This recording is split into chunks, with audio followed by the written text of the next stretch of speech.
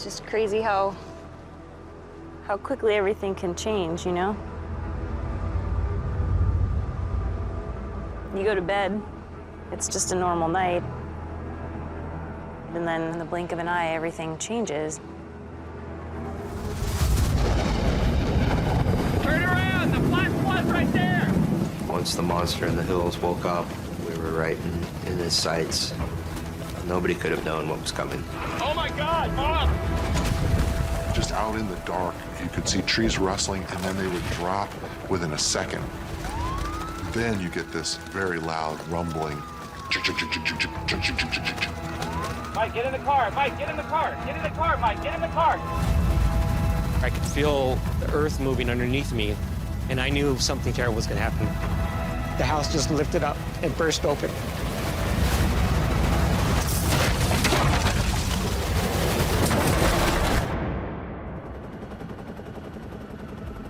In 2018, Montecito, California is hit by a devastating natural disaster.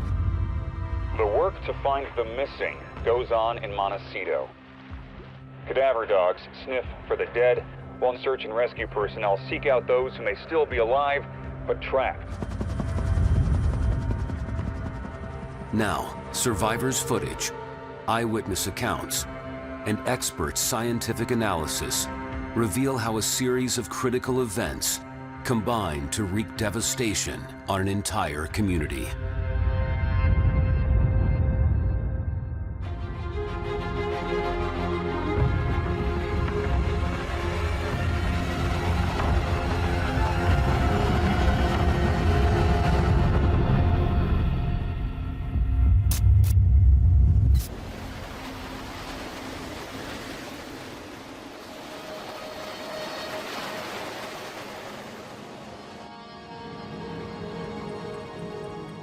Just over 80 miles northwest of Los Angeles, California, is the small beach town of Montecito. Nestled between the rugged Santa Ynez Mountains and the Pacific Ocean, to its 9,000 residents, Montecito is paradise. Montecito is such an amazing place. The mountains run east-west here, so we have got sunlight all day long. Had a wonderful time growing up in Montecito, riding my bike around, learning how to surf and fish and dive. About 4 years ago, I moved back in with my parents to help them with the house and with the ground. They're starting to get older and needed a hand, and really enjoyed being back home, being able to help my parents. I'm the luckiest guy I know. I just really got to grow up in an amazing place. My name is Ralph, but a lot of people know me as Lalo. I've, grew up here, lived all my life here. I've been in the restaurant business since the age of 13. In 1999, Lalo moves in with partner Peter Fleuret. My name is Peter Fleuret, and I am recording my house, living room area. I'd come home from a long day, and as soon as I came through that gate, I could just feel my stress level calm down. It's been a very peaceful, quiet place to live for the last 17 plus years. But in 2017, the tranquility is shattered.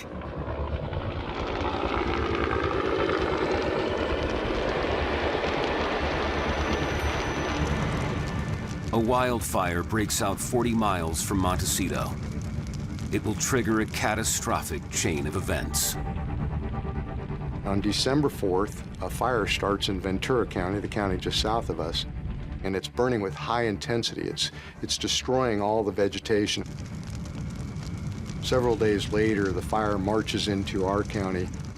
So immediately, we're pressed into action. We activate our Emergency Operations Center. The Thomas Fire actually started the very first week that we were assigned to the station. They actually canceled our fire academy graduation because the fire was then marching along the mountainside. In a weird way, it was kind of an exciting feeling to get straight out of the academy right into work. Despite all efforts, the Thomas Fire grows in intensity. And by mid-December, It's in the hills overlooking Montecito. As the days turned into weeks, this monster of a fire just had a slow creep across our foothills and got closer and closer till we could see flames from the house. We got clear skies over there. We got a major firestorm over here. It was a lot of tension-filled days and nights. There appears to be no end in sight right now for these deadly fires in Southern California. Overnight, this massive fire grew again to nearly 260,000 acres, forcing another 12,000 mandatory evacuations. That was a very scary time. We ended up having to evacuate, and we rented a big U-Haul and took hundreds of paintings out of the house, valuables and everything, and had to stay away from the home for a number of days. Around half of Montecito residents flee the blaze. Among them, Berkeley Johnson and his family. With a fire, you just don't know how it's going to play out, so when they tell you to evacuate, you evacuate. And so we throw what we think are our valuables into our car and we depart the area. That went on for several weeks, where we're leaving, we come back, we leave. By the time they said it was okay to come back, we were quite fatigued with going in and out. Shortly before Christmas, the blaze has been beaten back enough for Montecito residents to return home. When the fires finally moved back into the backcountry and our front range was cleared, we were all walking around in shock that our houses had been saved. But I made sure that we decorated and tried to celebrate the best Christmas we could.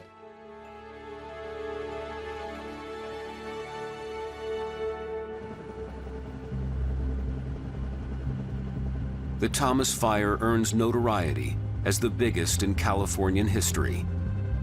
After a blaze of this magnitude, the work is far from over. Following every major fire, there's a team of scientists that come together. These are folks that are deployed to look at the impacts of the fire, all the impacts of the fire. What happened to the trail system? What about the roads? The other thing they look at is what kind of erosion and debris flows could occur. One of those sent in to investigate is geologist Jeremy Lancaster. My team was called in to assess the burn severity and to determine the debris flow and flooding hazard that could impact the community, because after a wildfire, the danger is not over.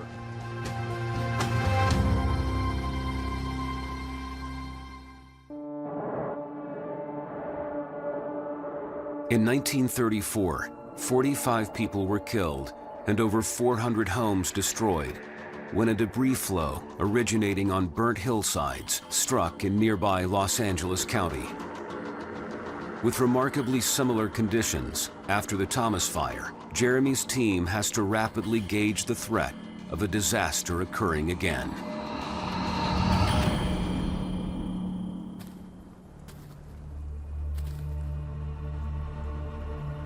This is what Montecito looked like after the wildfire. This landscape was covered with shrubs and trees and grasses. When you have shrubs that are burned that have paraffins in them, all of those waxy substances were all condensed into this layer down below the ash surface. And they create a layer that is impenetrable by water that we call a hydrophobic layer. So you can see how the water beads on the surface. And what that means is that during a rainstorm, the water can't penetrate below that surface. One drop of water does not look dangerous. But if you can imagine 1 million drops of water across this landscape running off rapidly, it'll snowball, it'll churn and create rills. The rills get larger and larger. Sooner or later, they form gullies, and they pick up boulders and trees, and they turn into a massive debris flow. So in Montecito, when we observed this hydrophobic layer, we knew that the soil was sitting on these steep hill slopes and that it was a ticking time bomb. All it needed was rain.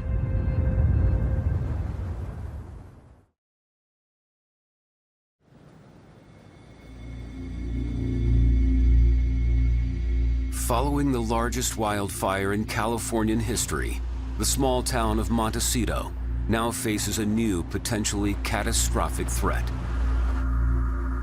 Several inches of rain are expected in Santa Barbara and Ventura counties, areas that were scorched by the Thomas Fire and other recent wildfires. We start getting our first reports that a storm is coming.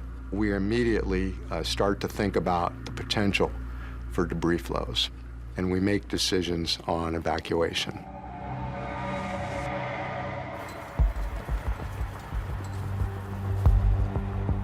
On January 7th, the Office of Emergency Management issues a flood evacuation order covering Santa Barbara County. Montecito is divided into two areas. To the south, evacuation is voluntary. To the north, it's mandatory. Every effort is made to get the message out to the public. Good morning. My name is Robert Lewin. I'm the director of the Office of Emergency Management. We need all of the community to be prepared. Those people that live near water courses, such as creeks, those can become raging rivers of water and mud and rocks and debris.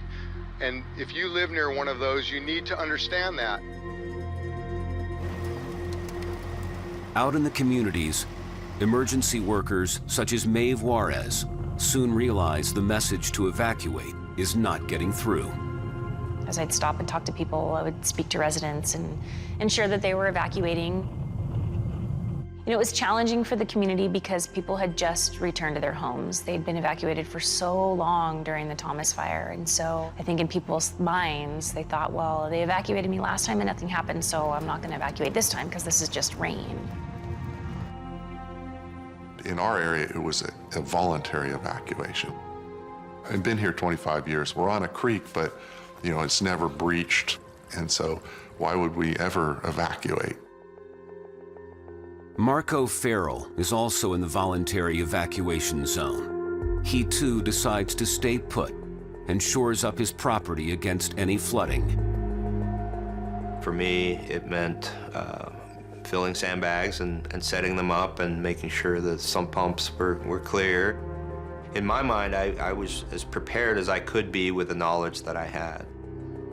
We thought we'd have plenty of time to leave if we had to, and we had the vehicles packed up and ready to go with the most valuable stuff that we had. So we thought that we covered all our bases. Even some in the mandatory evacuation zone, such as Ashton Whited and her family, hear the warnings, but are reluctant to leave. We had a lot of storms like that in the past, and it was always a hunker down, play games, turn on some candles, and kind of have a nice night at home if the power goes out. To be honest, that's what I thought it was gonna be. So we ended up staying and weren't that worried.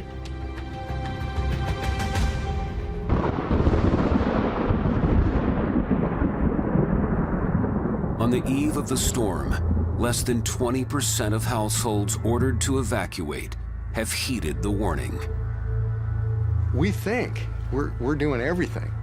We're with the press, we're doing social media, everything we can do to try to get the community to understand. But how many of those people ever heard of the word debris flow? They don't have a point of reference. So there's this conflict that's even going on internally in every household. Should we go now? Should we wait? You know, what do we do? But my daughter was very nervous, and she says, "Dad, we got to get out of here." And I said, "You got to be kidding me. You know, there's a football game on, and there was no way in this earth that I was going to leave that game." You know, and there was a lot of other dads sitting around Montecito with their remote control and their weather map, looking at that, saying, "No, we're watching the game, and it's all fine." Berkeley's family decide to play it safe and overnight outside Montecito while he stays home. After a while, the game was over, and I went to bed. It was just this quiet, calm, peaceful night.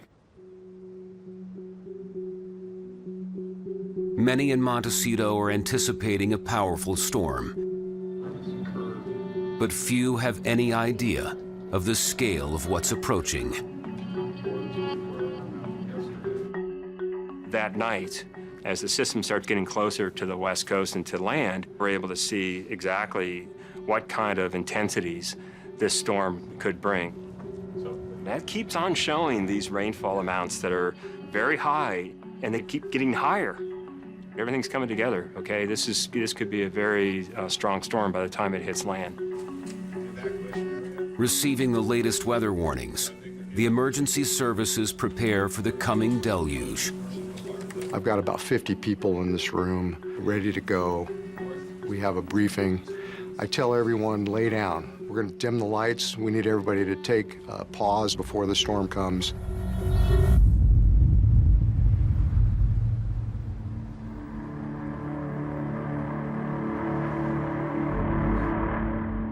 Firefighter Maeve Juarez wakes up early and goes out on patrol. Heading out that night, I did several loops around the community, just kind of driving around Montecito in the neighborhoods, checking the creeks, looking at culverts, and kind of just waiting for the rain to come down. At one point, I parked on the bridge at San Ysidro Creek. You know, and in my mind, I was excited. I was thinking, oh, here comes the rain.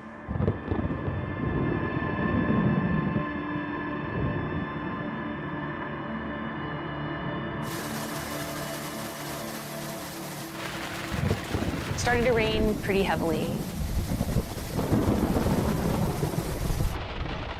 My windshield wipers were not doing anything. It was just sheets of rain coming down. I mean, like buckets.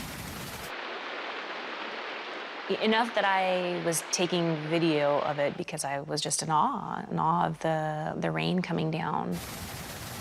The deluge has begun, but is far worse than any forecast. In just 5 minutes, the storm becomes a 1 in 200-year event. What happened in this massive rainstorm was quadruple what we anticipated. So it was as if God had taken a bucket and just dumped it. It was the perfect storm where you had immense, steep, burned drainages that were hit by an immense storm. And those two together combined to create something that I've never seen before in my life.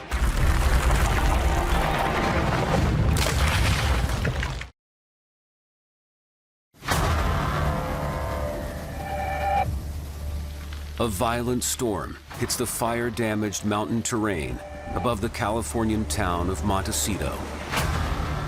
With the burned ground impermeable to water, the rain runs off the steep slopes, taking mud and debris with it, straight into Montecito's many creeks.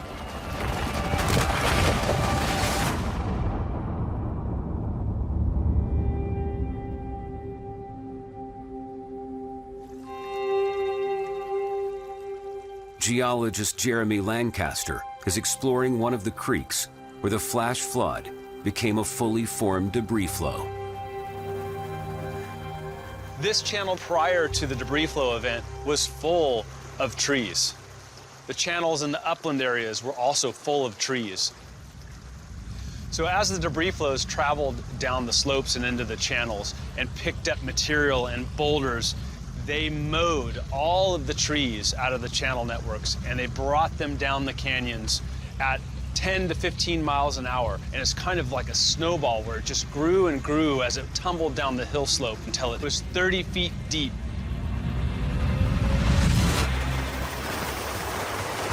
What started out as floodwater is now a series of monster debris flows made up of mud, huge boulders, and whole trees. The only hope of stopping them is a line of debris basins just above Montecito.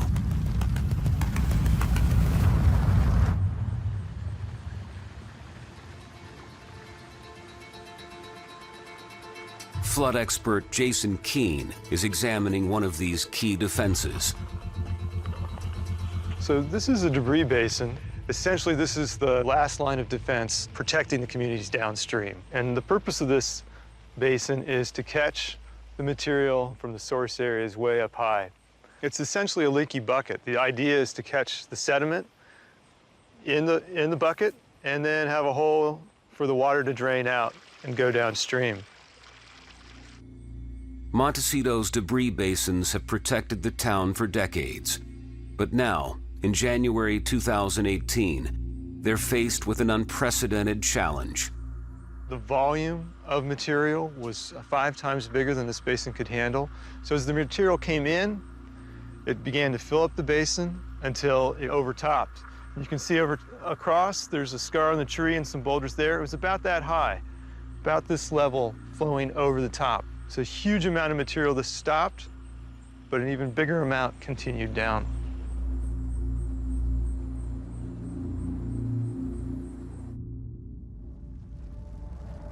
With the basins breached, there's nothing between the deadly debris flow and Montecito's sleeping residents.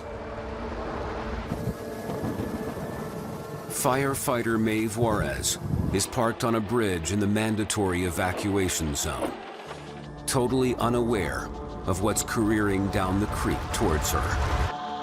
I was sitting there on the San Ysidro Bridge, just watching the rain come down. I have these strong memories of putting the truck in drive and driving away into the rain.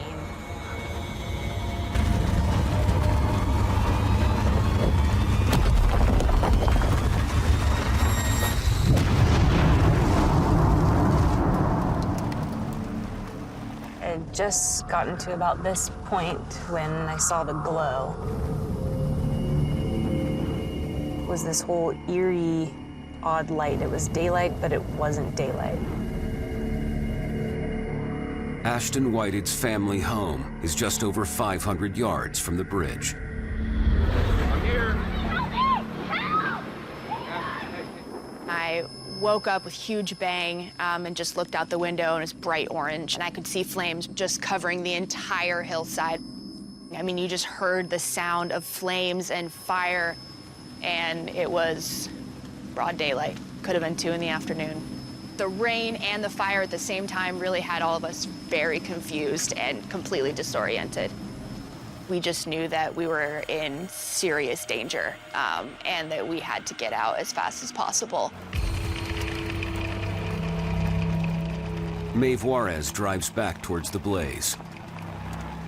I stopped right here and parked and had a pretty good view of the flames, so I could see that there was a fire of some sort. The San Ysidro Bridge that Maeve was parked on just minutes earlier has been totally vaporized in a colossal gas explosion. The ensuing 100-foot fireball lights up the entire night sky.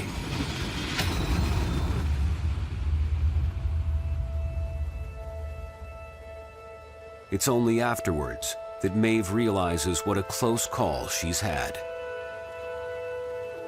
So this is where the bridge used to be, and this is the bridge that I was parked on, waiting for the rain to come down. The gas line ran underneath the bridge here, and I didn't know that. No one knew that.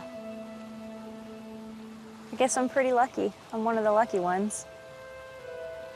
You know, had I not driven off the bridge when I did, or had I stayed at the bridge a little bit longer, or had I never driven away, you know, that 30, 35-second gap there is what the difference is between me standing here and me not standing here. It's a strange thought. As the gas line explodes, the neighboring properties are caught in the blast. Maeve will spend the next 18 hours helping survivors of the disaster. After destroying the bridge, the flow now enters its most destructive phase. So powerful that it's breaking out of the creeks, capable of smashing anything in its path.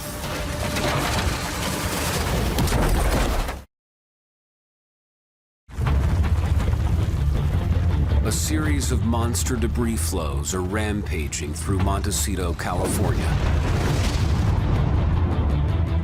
30 feet high in places, so violent they're bursting out of the creeks at every bridge, culvert, or corner.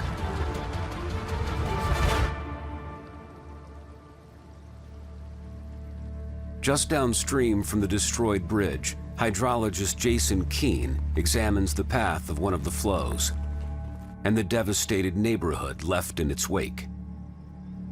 So this is the scale of what we're talking about in a debris flow. Imagine this churning, moving, the boulders are grinding against each other, they're being pushed by water and mud and more boulders from up in the mountains. And it can move these boulders like this. It weighs more than an SUV, and that's what came crashing through this neighborhood.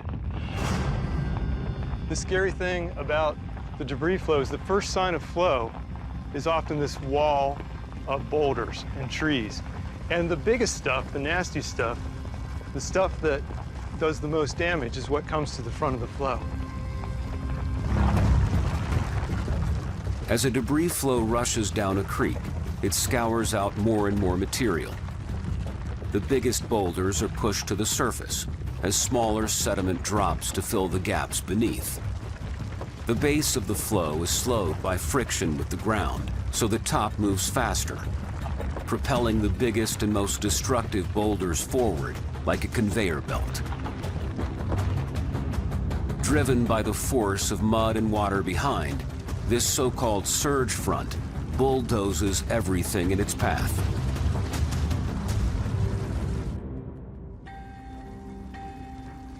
Any kink in the creek is a particular danger zone, and close to one of them is the home of Berkeley Johnson.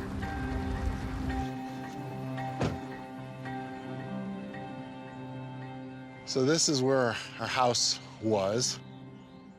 We had a garage right here. My daughter's room was in the corner. And then my wife and I lived right here. On the night of the storm, Berkeley sleeps in the downstairs bedroom, safe in the knowledge his family are out of town. When I woke up that night, there was an orange glow in the distance. It made no sense. I didn't know what it was, but it was light enough, it was illuminated enough that you could see this whole area in this orange glow. And this whole perspective started to shift, and the tops of trees were just slapping down. And it was that point I realized that the flow was higher than I was standing here, and that it was coming right at me. And so, I ran down here, and I made it about through our living room to about here, when the whole house on this side caved in, and there was just a mass of debris, rocks and trucks and boulders floating along in the flow. It was like a whitewater rapid. They're moving that fast. And anything they touched just evaporated. It just exploded like a bomb went off. The rock would touch a piece of the house, and the whole house would chuk, chuk, chuk, chuk, chuk, and then rip off and go down like a cheese grater. Berkeley, now chest deep in the thick mud pouring into his house, scrambles up to the next story, where a huge shock awaits. I was able to kick out the windows, get up to the second floor, and that, shockingly, was where I found my wife and daughter and one of my sons. Unbeknown to Berkeley, his family had decided not to evacuate. It was just that epiphany that they had not gone to the hotel like they'd said. It was maybe 15 seconds of just pure terror. Like, I don't know how we're gonna get through this. How do we all survive? Another home in the debris flow's path belongs to Lalo Barajas and Peter Fleury. When I woke up, I immediately looked over, and Peter was standing more in this direction at the end of the room, and he was looking out the window. We said, "Lalo, come here, come here." So we were both looking at the glow of light in the sky, just trying to make sense of everything. You could almost feel like independent boulders just rolling around underneath me. So I started to shake a little bit and started to kind of freak out, and I started to look over towards the creek area, and I noticed that huge trees were snapping down like twigs. And I said, you know what, Peter, let's get the hell out of here. And it was just seconds after that, I started to look at the corner of the house, and I could see it starting to kind of lift. And I knew something bad was gonna happen.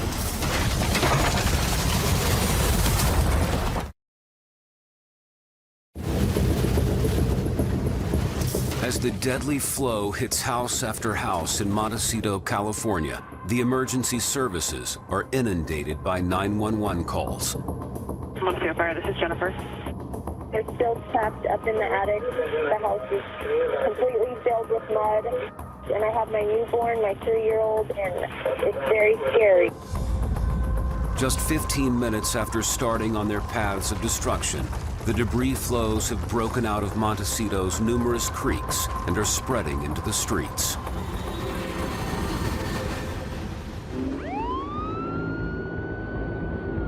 California Highway Patrol Officer Will Clotworthy and his partner are on duty. We got a call of flooding on the 101 in the Montecito area, so we responded out there. All of a sudden, I saw this gigantic, almost like wave of mud and debris, boulders, tree trunks, all right within this mud flow that was hitting the car that was impacting us. It hit our car from the side and it flipped us around 180 degrees. It was almost like we were being pushed forward in a wave out in the ocean. And at that point, it was just, we had to get out of there. With just a foot of water needed to float a car, Will was at the mercy of the flow. I was able to steer a little bit. The front tires kind of acted as a rudder. And luckily, this debris flow pushed us out towards the front and gave us a little bit of traction so that I could drive out of there and get some power to the wheels.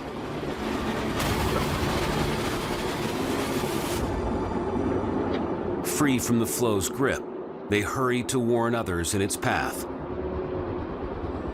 The first person they intercept is resident Marco Farrell, who's ventured out of his home to investigate the eerie glow coming from further up the mountain. It was actually right about here, and they slowed down, and I saw him reaching over, grabbing his mic and keying it, and as we made eye contact, he said, "Get out of here, go, go, go," and then they were gone. Get out of here, get out of here, get out of here, go, go! As I ran to this intersection down this road, I could now hear the actual noise of the flow that was just around the corner.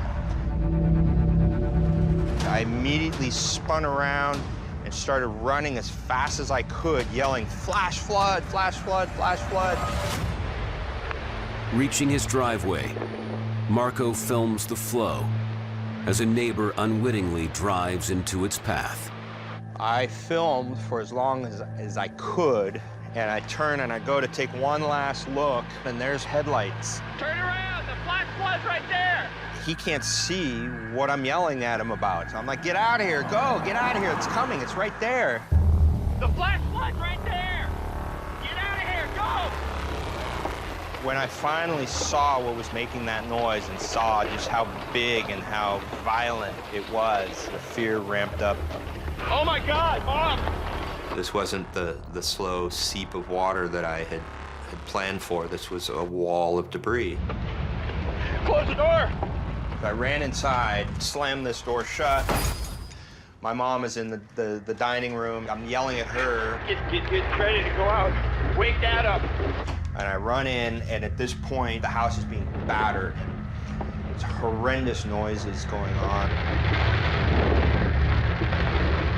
I try not to panic. I run to the front door, make sure that's secured. And as I'm coming back, the kitchen door gets breached. That instantly was ankle deep and then knee deep. And I had literally seconds to run and open that back door, and that ended up being a critical factor in our survival. Opening the door allows the mud to flow out and avoids a pressure buildup, which could knock down a wall. And at this point, I'm trying to figure out how are we going to escape this. I'm gonna try to open that door over there. Trapped by the flow, Marco looks for a safe way out for his elderly parents. Stay there! You guys stay there! I've got my 71-year-old mom and my 81-year-old dad, and that really complicates your speed of escape. So we knew we had to stay here until dawn came. Nobody was coming to help us, and so we had to survive. Across town, Berkeley Johnson and his family have been forced up onto the roof of their house and are now clinging on for their lives. About that time, it was at the peak of the flow, and so big structure from other people's houses was coming through, bits of roof and masonry. It was ripping away parts of the house, so it was just a mess. There was no way to do anything but hang on. But on the roof, there's a new danger. We realized that there was gas in the air. One of the main lines had broken right over here. It was like a jet of gas, and so I was terrified that it would ignite. I just thought, it's just gonna take one spark and this whole area will incinerate. Trapped inside their home, Lalo Barajas and Peter Fleury face terrible danger as a huge surge front strikes. The house just lifted up and burst open. And both Peter and I were just in the flow of water. And I didn't know, I couldn't understand what was going on, but I knew that I was outside the house at that point. I don't know how it was that I was still alive with all that house lifting up. I don't understand how I didn't get crushed just from that. Anyway, I landed in the water towards this direction. I wasn't even sure where Peter was, but he yelled out to me at that point. And he said, "Lalo, you grab onto some wood and you don't let go." That oak tree is the one I grabbed onto. And I hung onto it, and I just thought, oh, I'm gonna get crushed in half any second.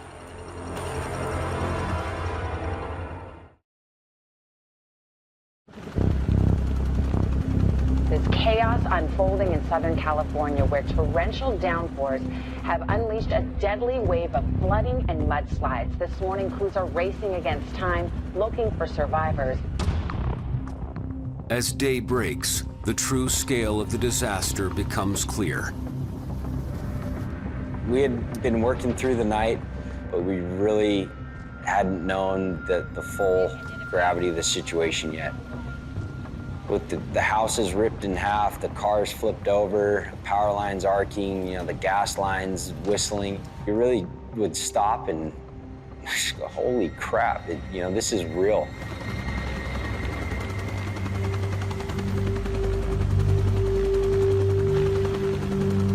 For survivors, morning brings the hope of rescue. Ashton Whited and her family are among those airlifted to safety. We took off and was like, we're in other people's hands now, and we felt safe. But that was also the first time that we got a bird's eye view of everything that we were just in the middle of. It looked like a war zone. There was just giant areas full of mud where there used to be houses, and there was just nothing. It just completely wiped out. As the last dregs of the debris flow wash down to the ocean, many residents are left buried in mud up to 6 feet deep. There's like this desperate feeling of knowing that the survivable window is shrinking extremely fast, and how freezing cold these people must be if they're still trapped in mud. Lalo Barajas clings to a tree until the flow subsides, and he's then taken to hospital. But hours later, he still hasn't heard news of his partner, Peter Fleury. I was sure that he was going to make it. I just thought for sure. He was always that kind of person that has had close calls, but he always just somehow comes up on top. I just was holding out that he was okay.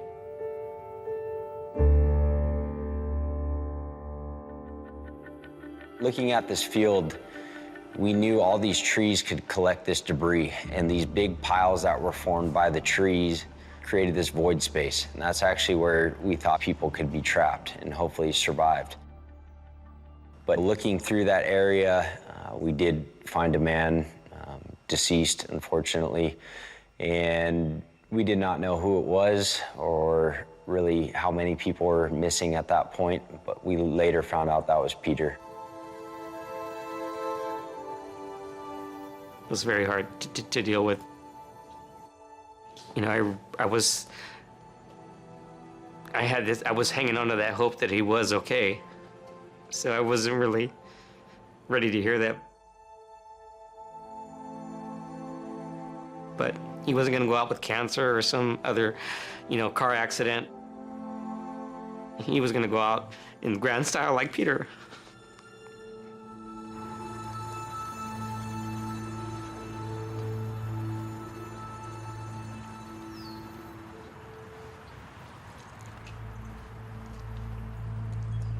Marco Farrell and his elderly parents remain trapped for 2 hours before rescue teams make it through the thick mud to their home. As we walked out, we had to walk around a huge sycamore tree that was halfway down our driveway and halfway across my neighbor's driveway. Had that been a few feet closer to the house, it would have killed us. There's no doubt in my mind that we escaped certain death.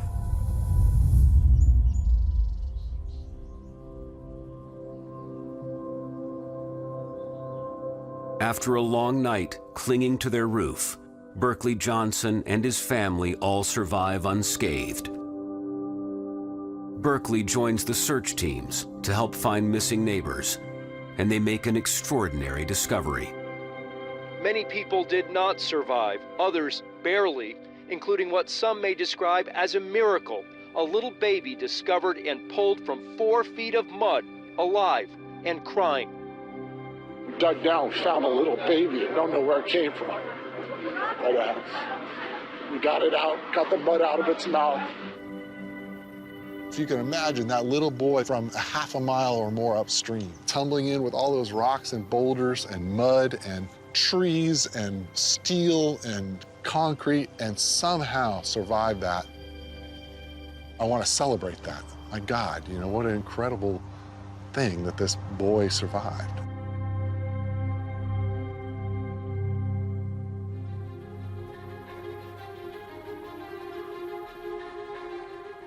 In the course of one night, the Montecito debris flow claimed 23 lives and damaged or destroyed over 400 homes.